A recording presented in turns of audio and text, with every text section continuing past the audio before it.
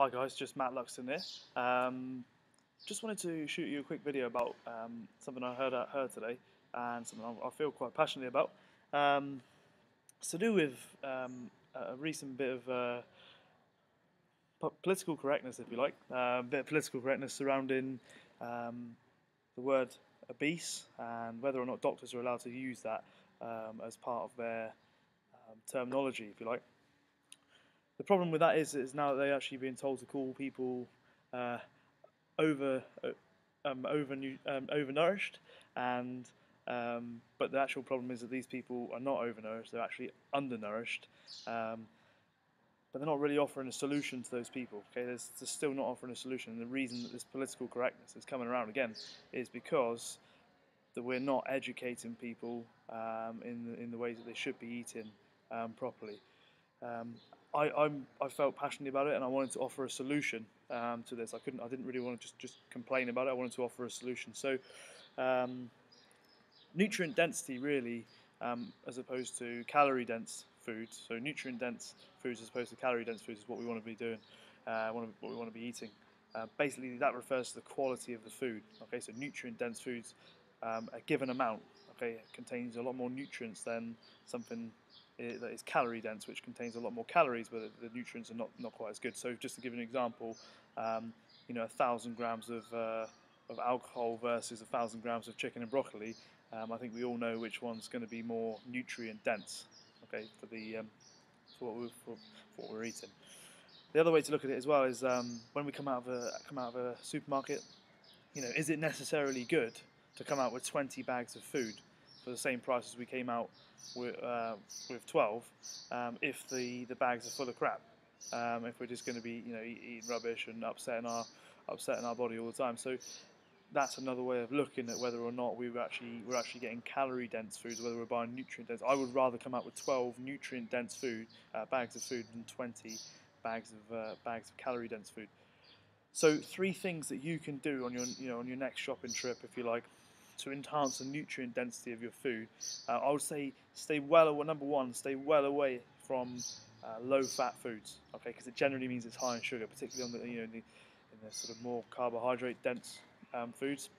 So things, for example, like low-fat sugar, low-fat cereal, I wouldn't touch them with a barge pole.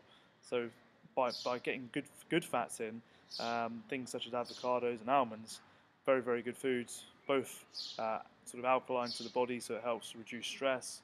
Also, almonds are anti-estrogenic, so they really help with metabolizing body fat as well. So number one, stay away from low-fat foods. Okay, it's a con. Buy locally. Number two, buy locally and fresh where you can. Okay, so what you'll find there is you'll get less nutrient wastage in transit.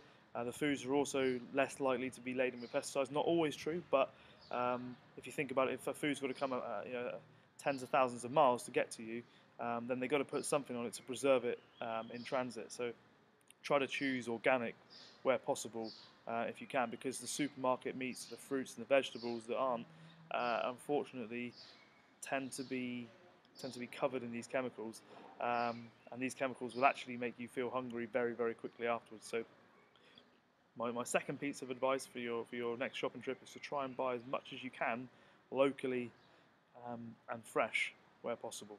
Okay, might cost a little bit more, but at the end of the day, if you're able to absorb the nutrients, then in the long run it doesn't cost you any more because you feel full. You don't have to eat as much, and we don't put on excess fat. So try to go for the leafy green vegetables that have lots of phytochemicals in them. Really, really good preventing cancer and those sorts of things.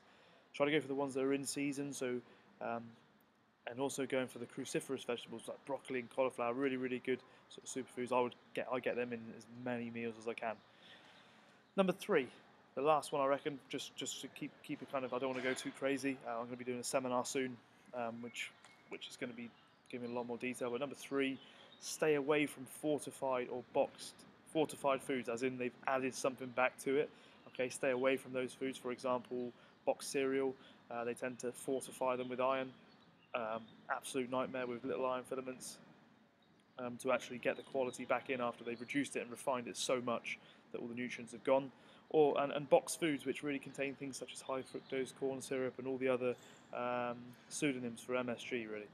So choose whole foods such as oats, brown rice and quinoa instead of white rice, cereal and pasta.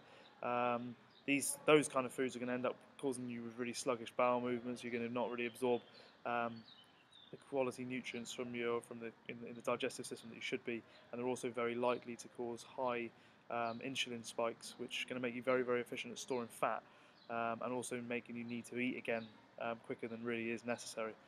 Okay, so just a quick recap. So stay away from low-fat foods. Okay, eat good fats. Buy locally and fresh where possible, and try and avoid the pesticide-laden foods which get sprayed. And also number 3, stay away from boxed foods or foods with too many names on the label that you don't understand. Okay, and that will definitely help you in your next shopping trip.